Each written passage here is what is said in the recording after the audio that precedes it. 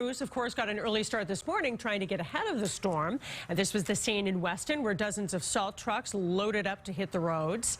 But even with all the preparation, state officials are urging people to stay home, which people are used to doing this year. Our team coverage begins with WBZ's Lisa Gresci live in Foxborough. Lisa?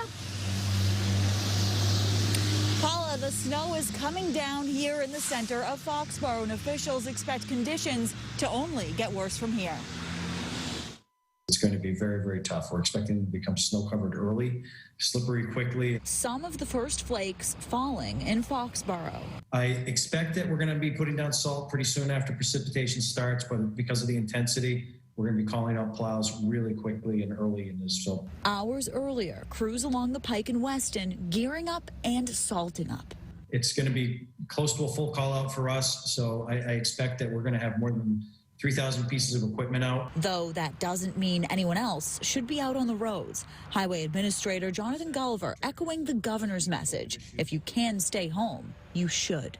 It doesn't matter how much equipment we have. When we get that kind of a band coming through, it's going to be very, very hard to keep up. And to make sure that happens even more so, the state is following the lead of its neighbors in Connecticut, New York, and Rhode Island, placing a tractor-trailer ban on the Pike. Let's get the tractor trailers off the road. They're really to keep everybody that's going to be on the road safe, and hopefully that's not going to be very many people. The good news, compared to our last big storm, staffing up these crews shouldn't be an issue. The number of staff and contractors that were out due to COVID issues, roughly 10% of the workforce. We don't have that issue this time around. We're in really good shape.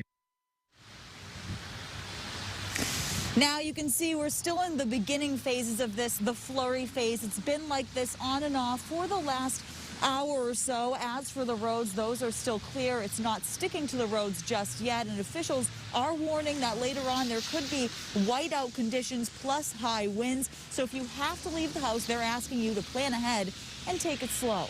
Reporting live in Foxborough, Lisa Gresci, WBZ News.